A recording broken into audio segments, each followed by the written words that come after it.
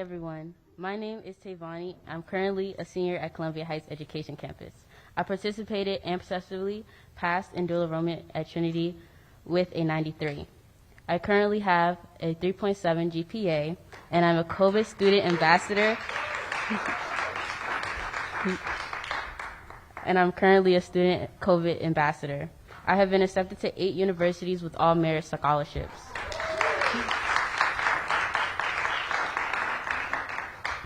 Now, I'm going to be talking about mental health issues. As many of you know, a lot of kids, like myself, suffer from mental health issues. The pandemic has been detrimental to kids' mental health. The lack of socialization and time away from teachers and students has caused a further decline in mental health. One of the ways I was able to prosper my academic pre-pandemic and post-pandemic was through the support of my school therapist. I have someone that is close by every day. It means so much to me to be seen and heard, being validated. Many kids do not have access to seat therapy outside of school, so this is a very affordable way for students. Now that we are in person, it is now imperative to remain open for mental health for students. Having access to my classrooms and my school library has not only helped me mentally, but so many of my classmates. Now it is my pleasure to introduce the Mayor of Washington, D.C., Mayor Bowser. You're welcome. Thank you. Give Tavani a big round of applause and thank her just for working hard and being excellent. And we are wishing her the best in her college pursuits and for being a COVID ambassador. And for her courage for sharing her personal experience, because I know that alone will help a lot of other students. So thank you, Tavani. We are joined today. First, we're in the beautiful Columbia Heights Education Campus in Ward 1. Principal Muriel Bowser, outstanding DC Public Schools principal. We want to thank you and please share our appreciation to your entire team. We know that our educators have been through a lot during this pandemic, have pivoted, have been creative, have worked through their own anxieties and fears, and are meeting our students exactly where they are and giving them what they need. So thank you, and please share my appreciation with your whole team. Principal Takeba. We are joined by Paul Kine, the Deputy Mayor for Education, Chancellor Louis Farabee, the Chancellor of DC Public Schools, Michelle Walker Davis, the Executive Director for the DC Public Charter School Board, and Barbara Bazran, the Director of the Department of Behavioral Health in the District of Columbia. We are here to talk about regular stuff. And by regular stuff, I mean how we are making the most critical investments in our city. We are at the beginning of our budget process. Well, we're kind of in the middle, actually. We're at the beginning of the public part of the process. As you know, each year, my cabinet gives me recommendations. I turn those recommendations into a balanced budget that I submit to the Council of the District of Columbia in the spring, I guess, late winter. And the council then has another round of public engagement and approves a budget for the District of Columbia. A part of that process is the school's investment. We do it a little bit earlier because Chancellor Farabee will be releasing school-by-school information for principals to work on. So it is important that this number is a number that we release a little bit earlier than others. You already heard there is certainly the academic part of what we do in schools, and it's the social and emotional part of what we do in schools that is so important, and it's also important during this time. So Dr. Bazran will be speaking to you about the DBH commitment to public schools and what that means for our children. I don't have to tell you, our schools are a vital part of what we do, and we know that DC taxpayers agree They have been willing to invest since 2007 more than $10 billion into public education. And I've said many times, and I will repeat, the renaissance of our city has been directly tied to our investment in our schools. Our beautiful buildings, for sure, but our beautiful people even more. And so we are going to keep pushing in that investment. We know more than ever we need to keep investing in schools. And after 2 years of living through a pandemic, our young people have a wide range of needs, which we have invested in through school-based social and emotional learning and mental health programs, increased funding for our out-of-school time providers, and a multi-year investment of $27 million to DBH to ensure all schools. You lifted your head when I said that. I saw you, Barbara. I saw that. Did I get it right? $27 million multi-year investment at DBH to ensure all schools have a school-based mental health clinician. So Dr. Bazran is going to speak to how we are working to meet those needs. And in terms of our overall investments, here's what I think a lot of people came to hear. So I am proud to announce that we will be making another historic investment in our public schools with a 5.9% increase to the universal per pupil funding formula for our public schools. That's DC Public Schools, or DC Public Charter Schools, all DC children. This increase will make sure our schools have the resources they need to support the increased and individualized needs of students during this time. But that's not all. And this has been very important to Chancellor Farabee, that we also focus on how we give our schools more stability. And that's why we are introducing a new $36 million recovery fund split between both sectors to help stabilize schools as we continue our recovery.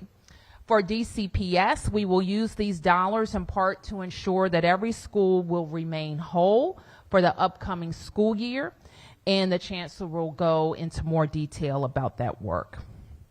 I'm also pleased to make another announcement that will encourage, we hope, more stability in our substitute teaching ranks.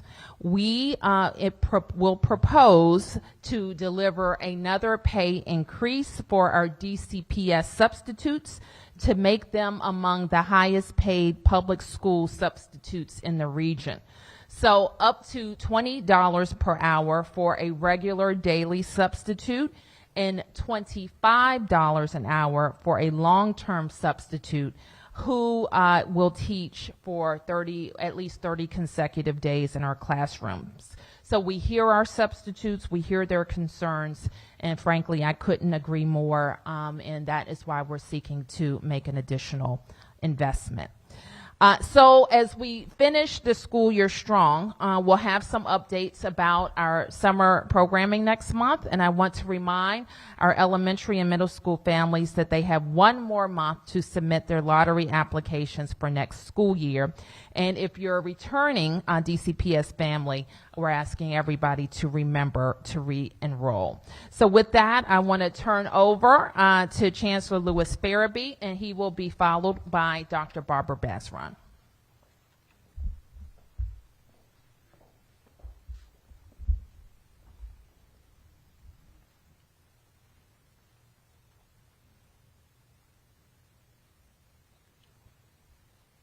Good morning. Thank you, Mayor Bowser, for your leadership and your commitment to our students across the city. As many of you know, DCPS is proudly one of the fastest progressing urban school districts in the nation. And our progress has been fueled by these significant and historic investments in our public school system. And Mayor, we're proud to lead the renaissance. We know that we have more work to do, and this budget supports the continued progress that will happen in our schools. What I want the DCPS families and community to know clearly, most importantly, is that we recognize the impact of operating schools in a pandemic. We also recognize that our students and families need more of us as we welcome our students back on our campus this school year. We believe that this budget provides the opportunities for us to do that. We will continue all our health and safety protocols, but ensure that we accelerate learning and also provide the needed academic, social, and emotional supports for our students. I also want our school communities to clearly understand what this budget allows us to do. We have within this budget, as Mayor Bowser described, a one-time allocation of funding to ensure stability in our schools year over year. And what that means for DCPS local school advisory teams, as you plan for your budgeting process this school year, you will begin with a budget that is no less than what was submitted to the council as a part of the mayor's budget last year. So that will be your starting point. In addition to that, as the mayor described, we will have additional one-time funding through the mayor's recovery funding. This will allow us to maximize school buying power as well, something we also hear from our local school advisory team. So we're excited that families and communities will have an opportunity to go to our website. They can go to the DCPS budget website and gather information and start the planning process.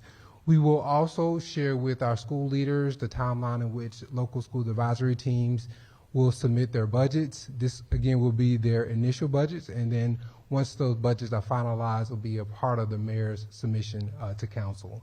We also are embedded in this process an updated model that represents significant feedback from our school communities in an effort to ensure that we're more transparent, our budget is easier to follow, and we continue to uplift our principles of equity and stability. And you will see that represented in our budget. And there's three factors that are considered as schools will receive their budgets to ensure that regardless of the school type, the enrollment, that they have the appropriate resources to meet student and family need. And those three factors are: one, we consider enrollment. And then we have what we call our targeted supports. Those are resources that we know are critical for those students who need more from us at this time. And then finally, stability, ensuring that year over year, especially in a time we know that our school communities need more of us, there's stability with personnel and non-personnel resources. So we're excited about where we are. We know that there's more to do. Our school leaders are working hard to ensure that this is a strong second semester this school year. We continue to uplift our health and safety protocols. And thanks to school leaders like Muriel Bowser, across the district, we've stepped up and been able to deliver on significant resources, and we're planning to do so over the summer and going into next school year. This is a budget that puts us forward in a position where we can not only meet student need, but ensure that our schools have the stability they need year over year in resources. Now, speaking of resources, we also know, as we started this conversation, that there are mental health supports needed, and we have a phenomenal partnership with DBH. So it's my pleasure at this time to turn the floor over to Dr. Bazran. Thank you, Dr. Bazran.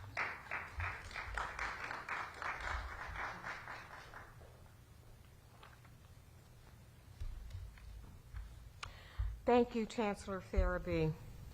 I want to also thank Mayor Bowser for her commitment to ensuring that every student and family in DC public schools and public charter schools have the access to the mental health services they need. The DBH School-Based Behavioral Health Program offers mental health services to students and families to reduce behavioral health-related barriers to learning. Studies show that half of all lifetime mental health disorders start by the age of 14. And school-based services have proven to be an effective way to reach children, youth, and their families. DBH brings services directly to children and youth within the environment where they spend most of their time, the school.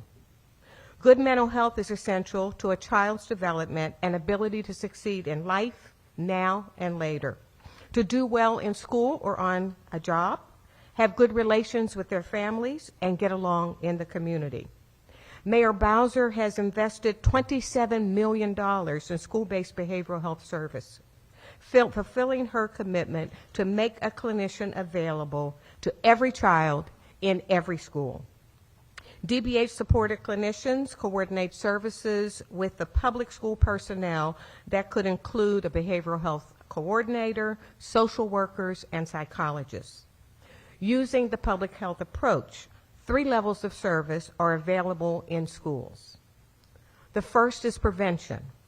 All students receive these services. The goal is to create a positive school climate that reinforces positive behavior supports and supports resilience and recovery and reduces the stigma related to mental illness. Examples are anti-bullying workshops or anger management sessions. The second is intervention.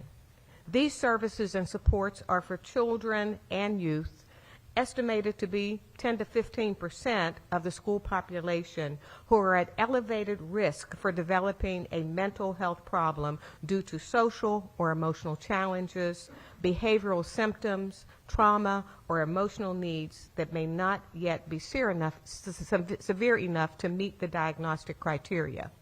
And also, we provide treatment.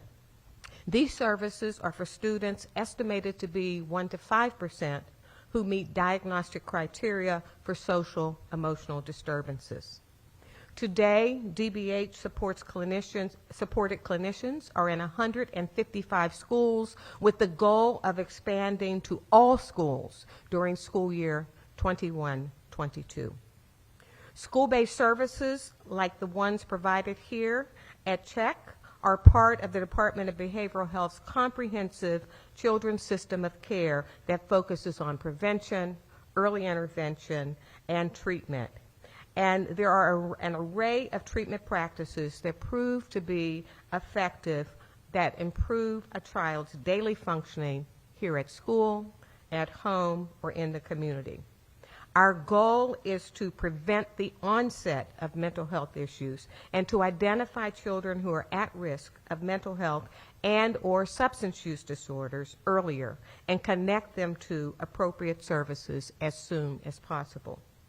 School-based behavioral health services are an effective way to support children and families across the district, which is why Mayor Bowser has made the multi-year commitment to ensure these services are available in every public and public charter school. We consistently see firsthand how these critical investments in our children and their families are empowering DC schools and meeting the behavioral health needs of the children who attend them. This support comes as a part of a broader commitment to invest in the behavioral health of all DC residents. Thank you.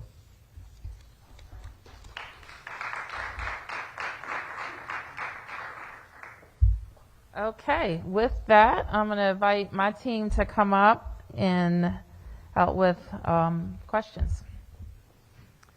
Questions? Yes. Oh, thank you. So what is the per pupil funding with the new investments? The actual number? Yeah, per student. What does that number turn out to be? The number per pupil? The question is per pupil. Per pupil? I don't believe we have the DCPS per pupil number.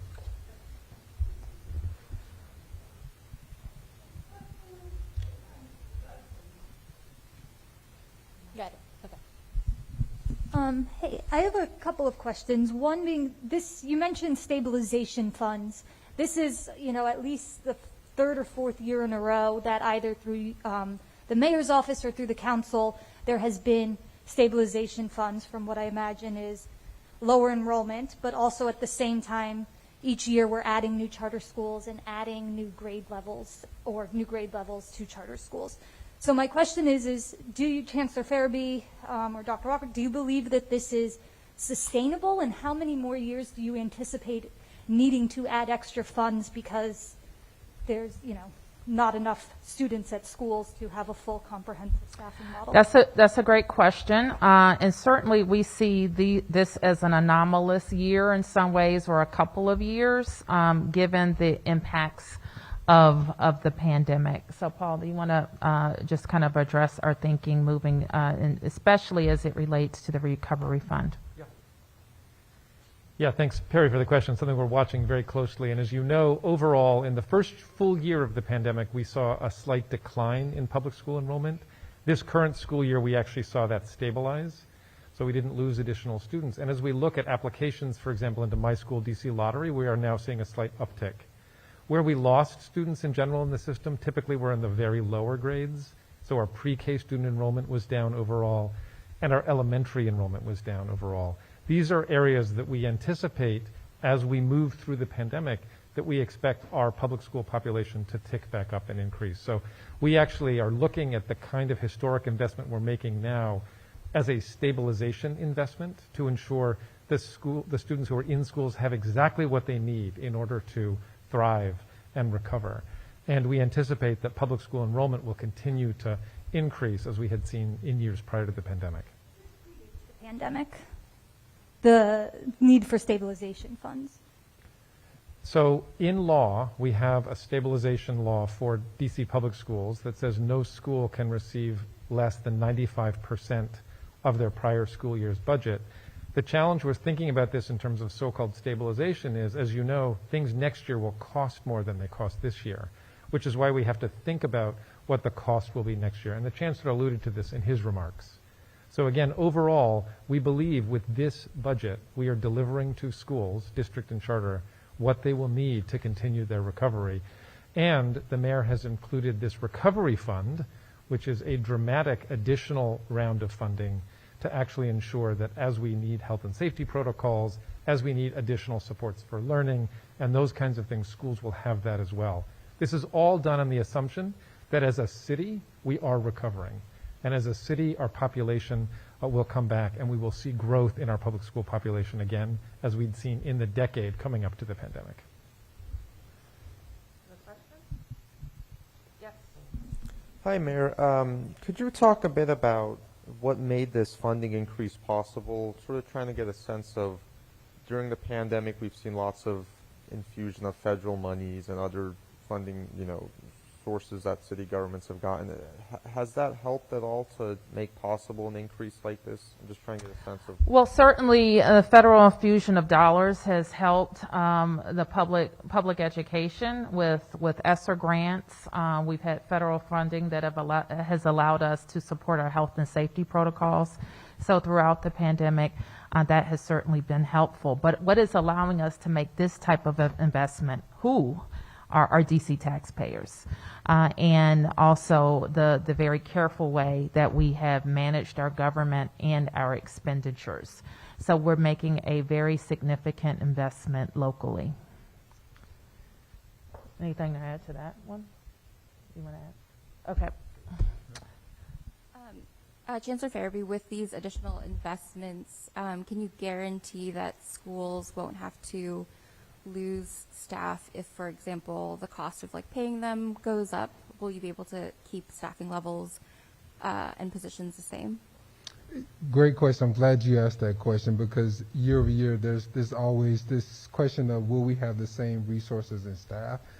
The answer is typically not, and the reason being is our local schools advisory teams and our school leaders make adjustments. They make adjustments based on the needs in their school community, and they're responsive.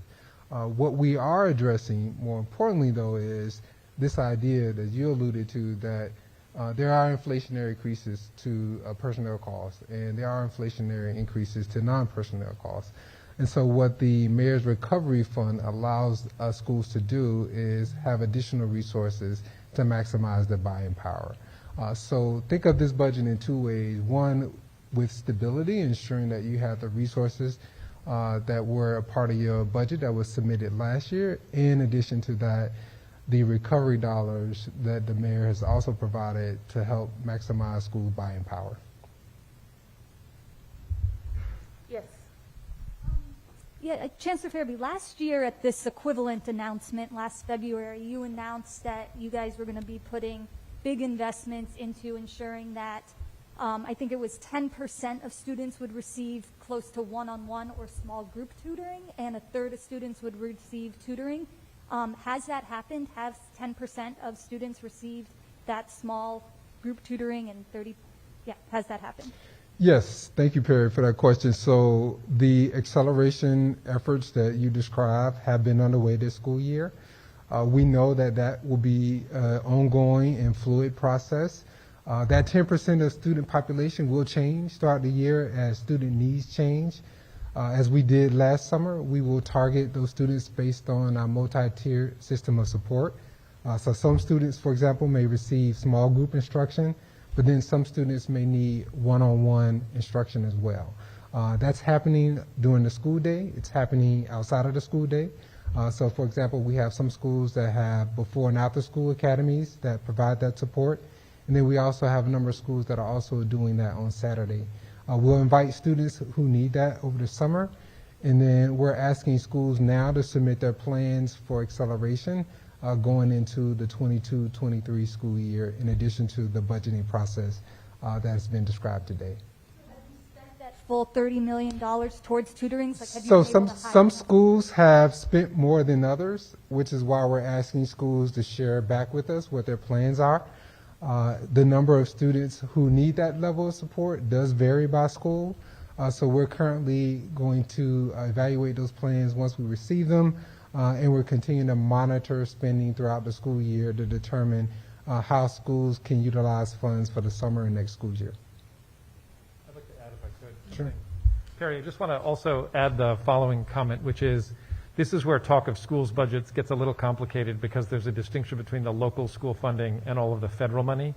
And you'll recall last year, a lot of what we were talking about was this significant investment of federal dollars into this tutorial support, our high-impact tutoring, what we call learning acceleration. So again, this summer, and we'll talk more about this later, we've got over 4,000 students coming to SYEP Earn and Learn programs to get that kind of academic support. We're re-standing up our DPR boost camps. We're investing money in students in charter schools as well as DCPS through this federal recovery dollars, because we understand that this is a time when we have to find students where they are and deliver services that they need on academic recovery. So we're doing that through the federal dollars, not just through the local dollars that the Chancellor's talking about. So this budget that you're announcing today is all local dollars? This is local dollars, This yes. is all local. The 5.9% UPSFF increase is local funding, which is why the mayor expressed her deep and abiding gratitude to the citizens of Washington, D.C.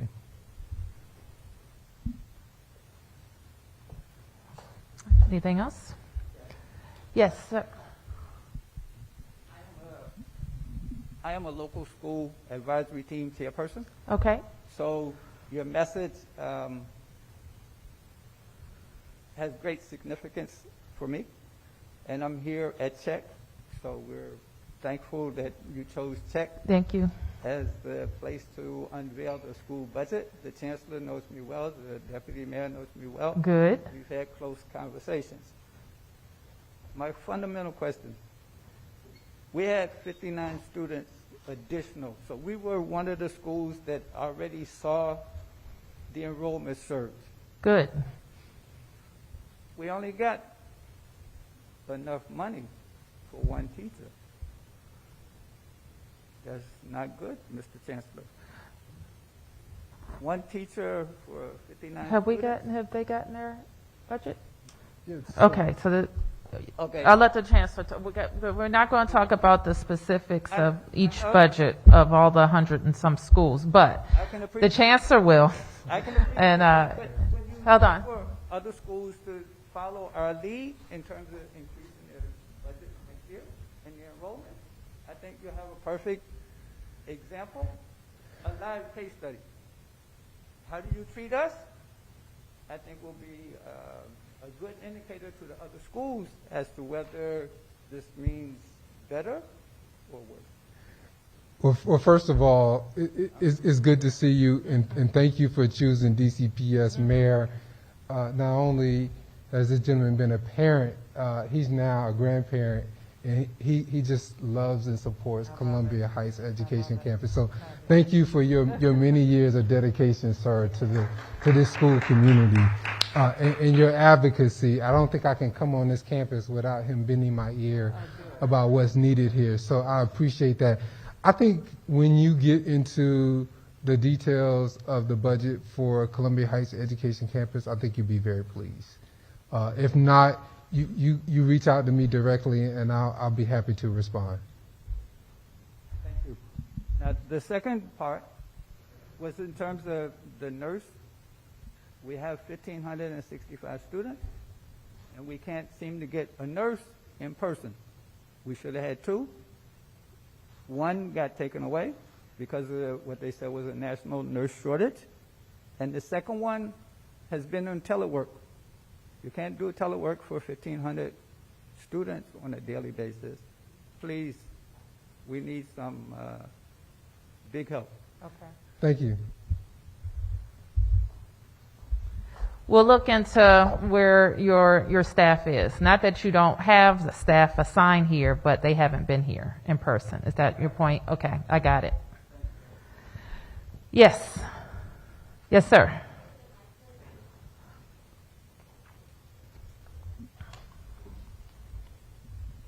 Thank you. I was hoping to get some clarification on the mental health funding. Mm-hmm. And speaking with students, a concern that they often tell me in my reporting is that there's not often enough mental health professionals proportionate to the amount of students in the schools. And oftentimes, in order for students to get help, they have to be diagnosed with something. So how does an increase in funding rectify this? Let me ask Dr. Basron to address your very good question. Thank you for that question. First of all, every student in the school does get prevention services, and you do not have to be diagnosed to get prevention services or early intervention services. However, in terms of treatment services, which are clinically driven services, you do have to have a clinical diagnosis. And you can either get those services from your school-based clinician who is right here in the school building, or from one of our community-based organizations which are in the community, which then expands the network and the opportunities to get treatment. So thank you for that question. I think that to have at least one clinician in every school, that's the start, and we hope to begin to move forward from there. Yes, Sam. Just curious on this. I understand you're spending a lot more money on mental health. I mean, how much more are you spending, basically, and why? Well, we have been on a path for several years, and we have an additional multi-year commitment to increase the number of school-based personnel so that there is a clinician at every school. That's why. We were on that path before a pandemic, and I'll say the crisis of mental health that has emerged from it, especially for children. And so our work, while we had started it before the pandemic, it's become more urgent now. What are you seeing in schools? I mean, you're talking to the kids. What are the issues?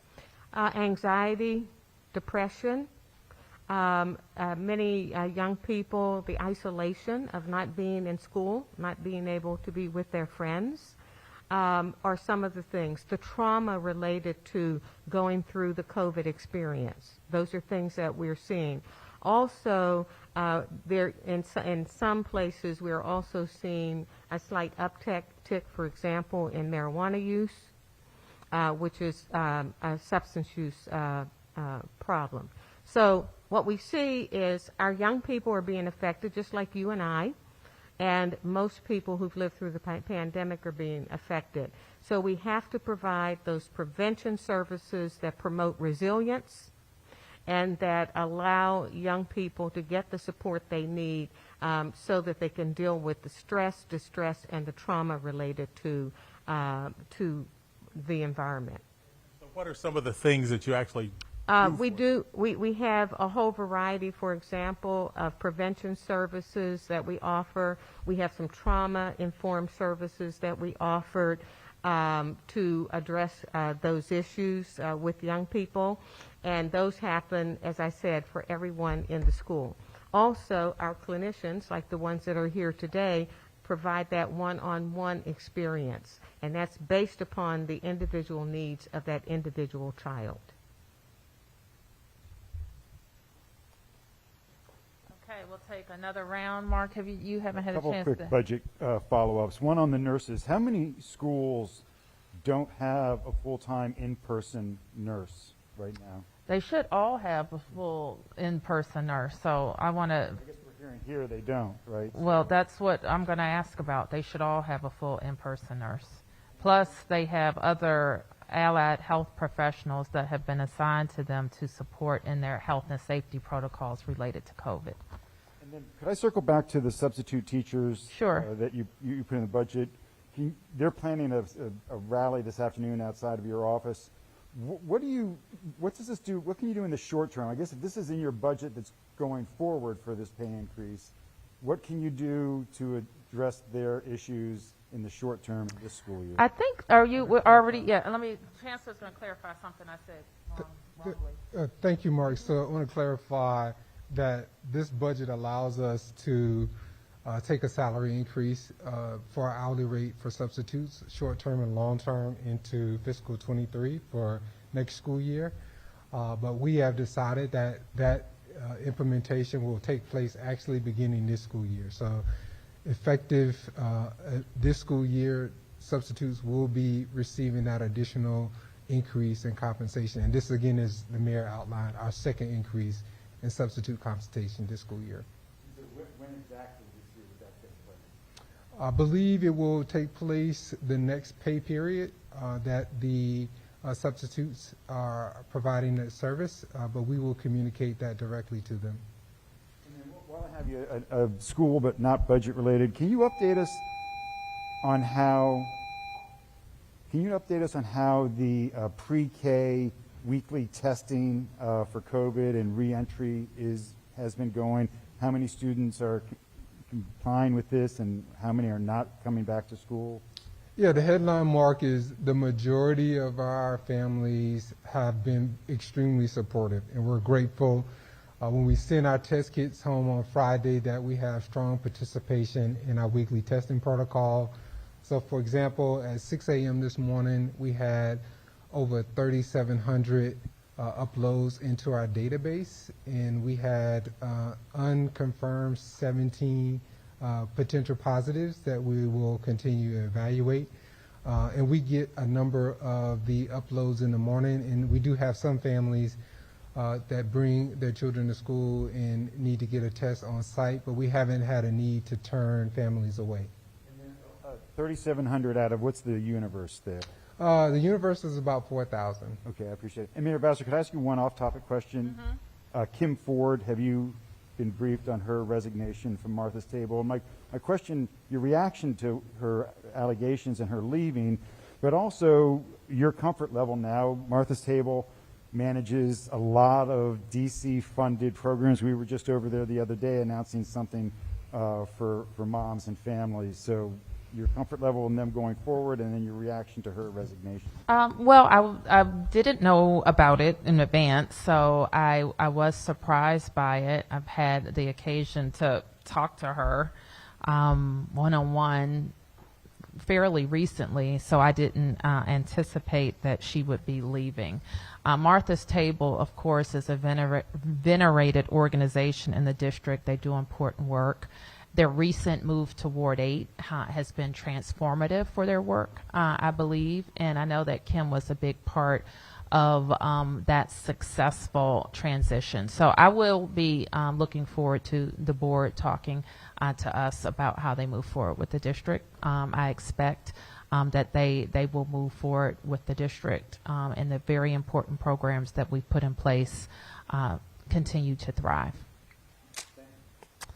Yes. Yes, sir.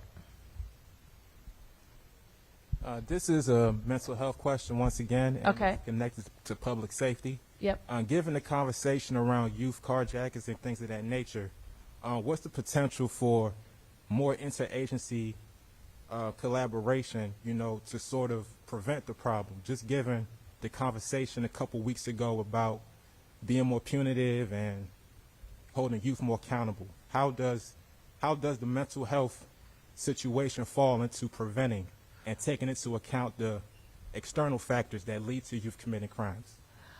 Well, certainly every part of our system needs to be working. And part of my remarks, if you remember, was that everybody has to step up and do more in the space or in their lane. If it's mental health and mental health providers, you just heard one example of something that drives me crazy. Like, we put resources in place and they're not there in person. All right, I just heard that about this school. So imagine what we are doing across our system, whether it's supervising agencies, court social services, DYRS, pathways, you name it. We need to all be stepping up and showing up in person to provide these services. And that includes school. That's why we have been so dogged about making sure we're working with our teaching staff, our school leaders, our parents, our health and safety professionals, to make sure kids could be in school full time all the time. So when we're talking about some of these young people who are committing these carjackings, they should be in school. At the time they're committing the carjacking, they should be in school. And so we need every part of our system to work. To step up, just like Principal Takeva and all the professionals here, in person, providing services. The other thing I said is, when we have young people who are committing crimes, using guns, that we have to also show them love through how it is to act in society peacefully. And we have a lot of services to help rehabilitate children who haven't been able to follow the law too. So accountability is important. What are you talking about? What do you mean? Well, you said to show them how to act peacefully. I mean, what? This is what I mean, Sam. If a child is arrested and proven that they have committed a carjacking with a gun, we need that child to be in a situation where they can rehabilitate. We have one, New Beginnings, you know it. They can go to school, they can have all the mental health supports, they can be out of community while they work on the issues that got them there. We have other programs too, and the judge may decide that they shouldn't be in a secure setting at New Beginnings, but maybe they should be in some other environment. But if they are, then services have to be provided and they have to be held accountable to whatever plan that they are on. There were only 24 kids in New Beginnings, and in some cases when you have these carjackings and arrests, that the Attorney General's office recommended holding them, but they were let go. Some cases recommended holding, some cases not. So the question, I guess, is you're saying this, but is there any indication that it's going to happen? Because it's up to us. It's up to all of us. Just like you asked me tough questions about the decisions that I make, we have to extend that tough questioning and accountability to every part of the system. Everybody has to step up in their lane and do as much as they can to make sure we're dealing with children who obviously need a lot of help. I know they are. Judges live in our communities. Prosecutors live in our communities. Mental health professionals, nurses. Everybody wants to be safe. And everybody wants to help kids. Nobody is saying we're throwing kids away. I don't believe in throwing anybody away. But what I am saying, if you're demonstrating that you're in so much trouble that you would put a gun in somebody's face to steal their car, we need to get to you before you really ruin your life and hurt someone. Yep. Okay. Thank you. Hello, I'll take it. You got it? Okay. Hello, my name is Christopher Stewart. I am the librarian here at Columbia Heights Education Campus. Welcome, everyone. Thank you. Thank you for hosting us. Thank you. So this is what a full-time certified librarian looks like. as far as in this space, in this beautiful space where we also have a peace, love, and meditation room. So when we talk about mental health and we talk about students, the library is such that hub, right? As Tavani mentioned, but also so many students where they can come and receive care and love, break up fights, restorative justice. So this is where they need to be. And having a librarian in every single school, in every ward, is what we want, what we desire, and we're so excited that you all will be considering that for 2022, 2023. Thank you so much.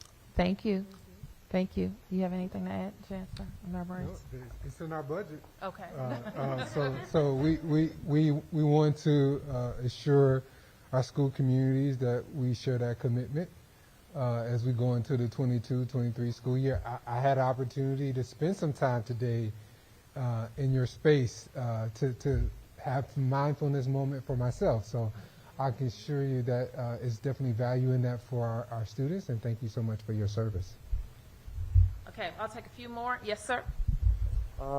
Could someone just talk again about what was the previous increase for substitutes, and what was there was another increase? Do we have a chart that shows, first, let me just start here by saying this. We are, with our substitutes, we've looked around the region as we tend to do when we're bookmarking our salaries.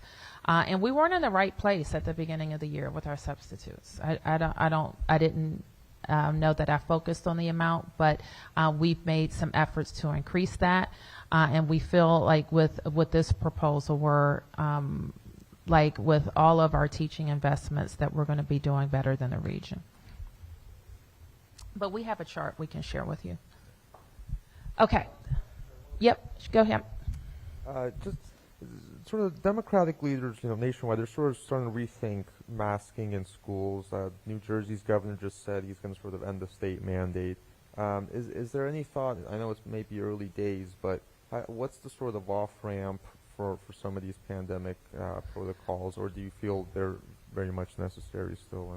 We will be advising and doing a deep dive with our team of exactly where we are with the virus and where we need to go with some of the interventions. We will, of course, as we've done throughout this pandemic, turn up and turn down as the virus dictates. I would not expect that schools would be the first place, however. Right, Principal Takeva? Okay. You don't expect changes for this school year in terms I of didn't say that. Right. I said that I don't think that they would be the first intervention to dial back down.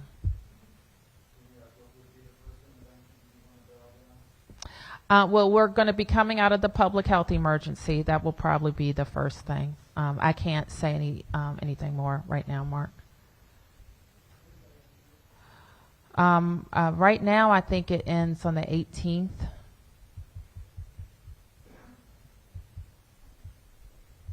I think, Mark, is that right, Mark? You looked at me. I thought it was the 18th, but you may be right. I'll double check that. I got two technical questions on the budget. One is, this is the highest percentage increase that I've seen since I've been covering this, and we know Me too. there's a lot of, we know there's kind of big inflation happening in our country. Can you just quickly, someone talk about how you arrived at this number and how much, this was necessary to keep up with inflation? Yes, and I'll turn to my team to talk about that, and if Executive Director wants to add anything, I want to give her that opportunity as well. So yes, we have inflation. We have a new model that focuses on equity, and there's some investments to make that happen.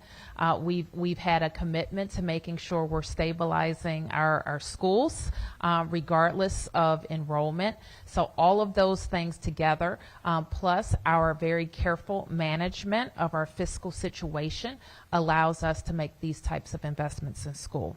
And these investments pay off. Okay, when people see, and we've seen it, we only have to look in the last 10 years in the District of Columbia. When teachers know that they're being invested in, kids know that they're being invested in, communities know that they're being invested in, they respond by attending our schools. We are able to attract fantastic personnel that helps our children achieve. We're able to grow our programs like we've been able to do with the pre-K. And so all of those things are important to the future of our city. So this is the type of investment that a mayor and everybody wants to make because it pays off. One technical note, if I may. Yeah. I just have one very brief technical note to make, which is the 5.9% increase to the uniform per student funding formula, which goes to DCPS and all public charter schools, is not the same thing as what everyone's going to see as a % increase in their budget, because this is the complicated algebra of public school funding. What we're talking about is the increase to the foundation weight, and then there's lots of money that gets multiplied on top of that. So if you are a student that requires special services, there's more money. If you are an English language learner, there's more. If you are designated as at risk, there's more. And so the overall increases to DCPS's budget actually far exceeds 5.9%, and the same is true for all the public charter schools. In the weights yet, right? Currently, we're not proposing changes in the weights. We are setting the foundation level as we always do, and then we'll see that carry through the overall formula to much larger increases to the overall budgets. And I know financially, right, as you've laid out, you can hire a new mental health worker, DBH worker for every school. Do you think practically, realistically, I mean, are there enough people that are going to apply? We know that a lot of the investments that you've made, whether it be COVID directors, whether it be tutors, from what I understand, there just hasn't been the staff to hire them, even if there has been the funding. Yes, we're doing a number of things to try to enhance our ability to get the appropriate clinicians per school. I think that everybody knows that around the country there really are not sufficient numbers of LICSWs to serve in various capacities. Within school-based behavioral health, one of the things we've done to increase our ability to get clinicians is we have put supervisors and paid for supervisors out of our budget with LICSWs, the W licensure, who can then actually supervise LGs, which are learning graduates who are master's level clinicians who are coming in, who still need to gather the hours required to be LICSWs. We are also working very closely in terms of getting more people in our pipeline through our internship programs and so forth. And so I think we are doing a lot of the same things that people around the country are doing, but our hope is that we will have sufficient people to meet our needs through some of the innovations that we've put in place.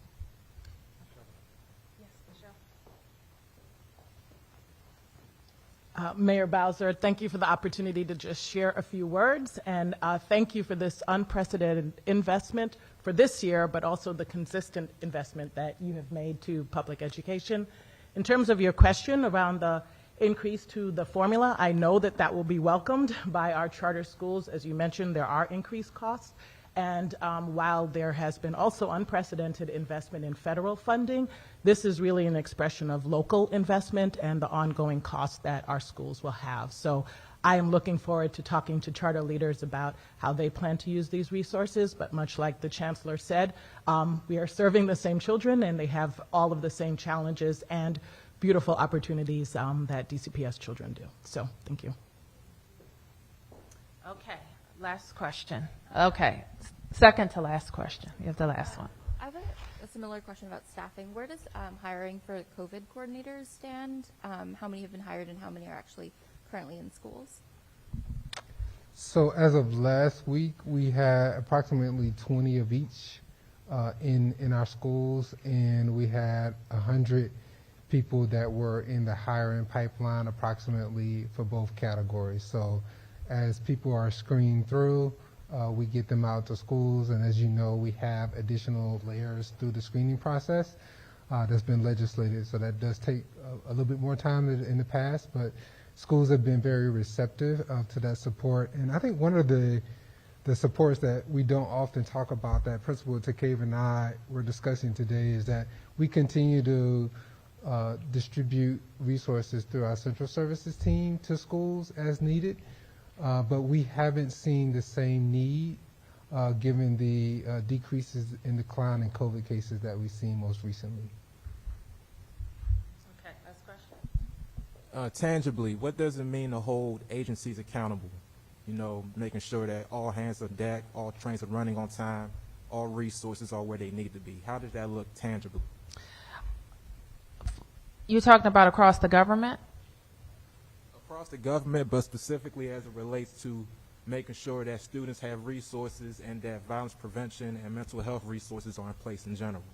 Well, we have a system of management that I'm sure you are aware that the chancellor and the deputy mayor follow their commitments throughout the year.